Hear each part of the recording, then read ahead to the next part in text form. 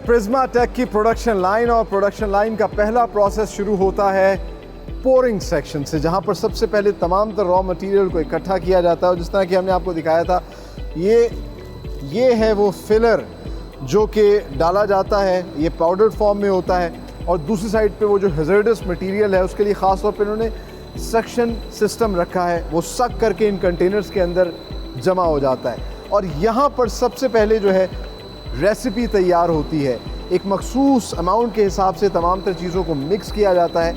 एक कंटेनर जो है वो एक टाइम पे इसको मिक्स करता है, रेसिपी तैयार करता है, और दूसरा कंटेनर दूसरी साइड पे ऑन पैरेलल जिसकी रेसिपी पहले से तैयार होती है वो पोरिंग सेक्शन के अंदर उसको पोर करता रहता है। जब उसकी वो कंटेनर ख़त्म हो जाएगा तो ऑटोमेटिकली इस कंटेनर से पोरिंग सेक्शन शुरू कर दिया जाएगा और पिछला वाला कंटेनर जो है वो नई रेसिपी जो है वो मिक्स करना शुरू कर देगा। यहाँ पर जैसा कि हमने आपको दिखाया कि ये पाउडर फॉर्म में होता है और इस मिक्सिंग के दौरान जो है काफ़ी ज़्यादा डस्ट होती है, लेकिन आपको डस्ट नज़र नहीं आ रही होगी। इसके लिए ख़ास तौर पर प्रिज्मा टेक के अंदर जो है डस्ट सकर लगाए गए हैं ताकि जो लोग यहाँ पर वर्कर्स काम कर रहे हैं उनकी हेल्थ पे किसी किस्म का कोई असर ना हो। इस चीज़ पर ख़ास तौर पर जोर दिया गया है। सेफ्टी और हेल्थ जो है वो सबसे पहले रखी गई है। ये एक बहुत अच्छी बात है और मेरे ख्याल से हर इंडस्ट्री में इस चीज़ पर फोकस करना चाहिए। सो पोरिंग सेक्शन में हमने आपको लिक्विड फॉर्म में मटेरियल बनते हुए दिखाया और उसी मटेरियल को फिर यहाँ पर जो है नीचे शिफ्ट किया जाता है। यहाँ एक और कंटेनर के अंदर इसको शिफ्ट किया जाता है पहले, और इस कंटेनर के अंदर भी जो मिक्सिंग का प्रोसेस है वो कंटिन्यूसली जारी रहता है। ये मिक्सिंग प्रोसेस क्यों कंटिन्यूसली जारी रहता है? आपने देखा होगा पोरिंग सेक्शन के अंदर भी कंटेनर्स में कंटिन्यूसली मिक्सिंग हो रही थी ताकि जो लिक्विड मटेरियल है इसकी यूनिफॉर्मिटी बरकरार रहे, कोई गुठलियाँ वगैरह इसके अंदर ना बने। और फिर यहाँ इस कंटेनर से इस लिक्विड को शिफ्ट किया जाता है इस वैक्यूम चैम्बर के अंदर। वैक्यूम चैम्बर में जितने भी फ्यूम्स इस लिक्विड मटेरियल के अंदर होते हैं उनको एक्सट्रैक्ट कर लिया जाता है ताकि किसी किस्म का कोई एयर बबल जो है वो सॉलिड सरफेस हीट या पॉली रॉक के ऊपर ना रहे। और एक तो उसकी खूबसूरती पे भी इससे असर पड़ेगा, इसके अलावा उसकी पायदारी पे भी असर पड़ सकता है। तो इसलिए जो भी एक्स्ट्रा मटेरियल होता है उसको एक्सट्रैक्ट कर लिया जाता है। सो कन्वेयर बेल्ट के ऊपर सबसे पहले तो एक पेट फिल्म जो है वो चढ़ाई जाती है और उस पेट फिल्म के ऊपर इस वैक्यूम चैम्बर से जो लिक्विड आ रहा होता है वो ऑटोमेटिकली पोर किया जाता है और बड़ी खूबसूरती के साथ, यूनिफॉर्मिटी के साथ जो है ये पोर किया जाता है। साथ ही साथ जो आगे शीट बनती जा रही है, सॉलिड सरफेस शीट जिसे आगे आगे बनना है, उसको यहाँ पर चेक किया जाता है। क्वालिटी को मुख्तलिफ मराहिल से चेक किया जाता है। एक तो इसकी ऑनलाइन मॉनिटरिंग हो रही होती है और साथ ही साथ क्वालिफाइड इंजीनियर्स जो हैं वो विजुअली भी इसको जो है इंस्पेक्ट कर रहे होते हैं कि किसी किस्म की कोई कमी या कोई चीज़ ख़राब इसमें ना रह जाए, क्योंकि इसने आगे जाके सॉलिडिफाई होना होता है। अभी तो आप देख सकते हैं कि बिल्कुल लिक्विड फॉर्म में है, लेकिन जैसे जैसे ये आगे चलती है तो ये सॉलिड होना शुरू हो जाती है। फिर आगे इस सॉलिड सरफेस शीट को, इसकी स्ट्रेंथ को बढ़ाने के लिए, इसकी मजबूती को बढ़ाने के लिए इसको एक हीटिंग प्रोसेस से गुजारा जाता है। एक स्लो हीटिंग प्रोसेस होता है और ये अभी देखिए, अभी से ये कुछ हद तक जो है सॉलिड हो चुकी है, लेकिन जैसे जैसे आगे जाती जाएगी ये मज़ीद सॉलिड हो जाएगी और फिर आखिर में जाके इसको कटिंग किया जाएगा। इसका जो स्टैंडर्ड साइज़ है 12 फुट का, 2.5 फुट की इसकी चौड़ाई है, उसके मुताबिक इसको कट किया जाएगा। सो हीटिंग सेक्शन से इंटरनेशनल स्टैंडर्ड्स के ऐन मुताबिक फ्लैक्सिबल और मजबूत जो है सॉलिड सरफेस शीट्स बाहर आती हैं और यहाँ पर आकर इन्होंने एक स्टैंडर्ड सेट किया है 12 फुट का। उसके हिसाब से ऑटोमेटिकली शीट को जो है 12-12 फुट के पीसेस में काटा जाता है। फिर जैसे ही ये 12 फुट की शीट जो है आगे आती है, इस लीवर को प्रेस करती है तो ये वैक्यूम सकर हरकत में आता है और फिर ये इसको मूव करता है। यहाँ पर इसका स्टैक जमा किया जाता है। इस स्टैक को जमा करने के लिए भी एक ख़ास किस्म का इन्होंने तरीक़ाकार अपनाया है।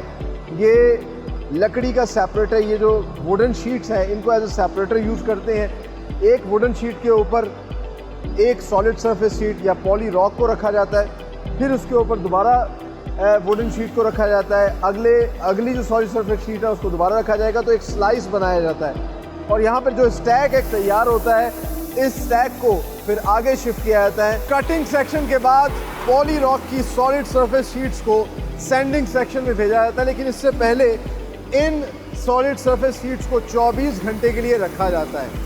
इससे इसकी स्ट्रेंथ में मज़ीद इजाफा हो जाता है, फ्लैक्सिबिलिटी भी बढ़ जाती है क्योंकि ये जो सैंडिंग का प्रोसेस है सारा वेट प्रोसेस होता है। इसके ऊपर रेगमाल के ज़रिए रगड़ाई की जाती है और फिनिश किया जाता है इसको।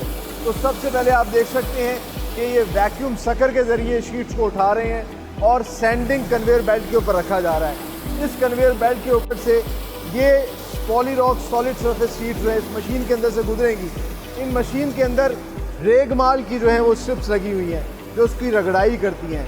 तो पहले जो बैक साइड है जो कि वहाँ पे फ्रंट पे आपको नज़र आ रही थी वो असल में पॉलीरॉक सॉलिड सरफेस शीट की बैक साइड थी। उस बैक साइड को एक दफ़ा गुजारा जाता है, उसको रगड़ाई की जाती है और उसके बाद इस जगह पर आकर ये मशीन उस सॉलिड सरफेस शीट को जो है फ्लिप करती है। आप देख सकते हैं कि किस तरीके से ये इसको फ्लिप कर रही है। फ्लिप करने के बाद इसकी जो फ्रंट साइड है वो अब ऊपर आ जाती है, उसको फिर आगे फॉरवर्ड किया जाता है। मज़ीद इस तरह की 2 मशीन और हैं जिनसे इसको गुजारा जाता है, इनकी फिनिशिंग की जाती है, रगड़ाई होती है। पहले अगली मशीन के अंदर भी उसी तरीके से मोटा आप कह लीजिए रेगमाल होता है जो उसकी रगड़ाई करता है और फिर उसके बाद मज़ीद फाइन फिनिशिंग के लिए बारीक रेगमाल से भी इसको गुजारा जाता है। तो फिर काफ़ी हद तक एक फिनिश्ड पॉलीरॉक सॉलिड सरफेस शीट बाहर आ जाती है। फर्दर क्लाइंट की या कस्टमर की डिमांड के ऊपर इसकी पॉलिशिंग भी की जाती है। आइए आपको पॉलिशिंग का वो प्रोसेस दिखाते हैं।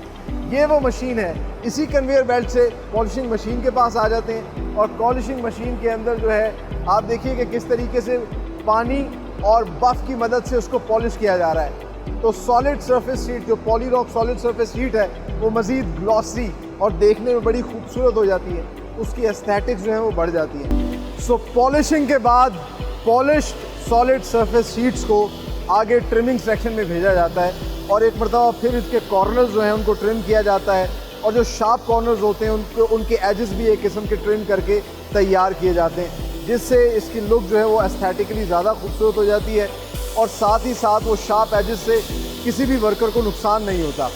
ट्रिमिंग के बाद आप देख सकते हैं इस मशीन पर ट्रिम किया जा रहा है और ट्रिमिंग के बाद जो है इसका वेस्ट एक साइड पे क्रशिंग सेक्शन में भेज दिया जाता है और तैयार जो सॉलिड सरफेस शीट होती है इसको ड्राइंग सेक्शन में भेज दिया जाता है। तो ड्राइंग के बाद जो है ये शीट, ये फिनिश गुड जो बन चुकी है इसको आगे भेजा जाता है। एक तो आप देखिए कि ड्राइंग प्रोसेस के ज़रिए इसको ड्राई किया जा रहा है, पानी को किया जा रहा है, साथ ही साथ हाथों से भी वर्कर्स जो है उसके पानी को खुश्क करते हैं और फिर ये फिनिश सॉलिड सरफेस शीट पॉलीरॉक जो है ये आगे प्रिंटिंग में चली जाती है। प्रिंटिंग में ये ख़ास किस्म के बारकोड और चीज़ें डिस्प्ले करते हैं, वो किस लिए होती हैं, क्या क्या इन्फॉर्मेशन इस पर लगाई जाती है, ये जानते हैं। इस वक्त हमारे साथ मौजूद हैं इनके plant manager mister Mughira Shuja. अस्सलाम वालेकुम। कैसे मुगीरा साहब? अच्छा मुगीरा साहब, सारा हमने देखा है फिनिश गुड बन गया है, अब यहाँ पर हम देख रहे हैं कि प्रिंटिंग हो रही है इसकी और एक तो पॉलीरॉक जो कि आपका ब्रांड नेम है और क्या क्या चीज़ें इस पर आप जो है वो प्रिंट करते हैं। बेसिकली ये है कि जितना आप सारा प्रोसेस आपने माशाल्लाह बड़ा अच्छा एक्सप्लेन किया, ये अब एंड है प्रोसेस का। जी। तो ड्राइंग के बाद हम इसके कुछ जो है ना QC के टेस्ट जो है ना वो परफॉर्म करते हैं।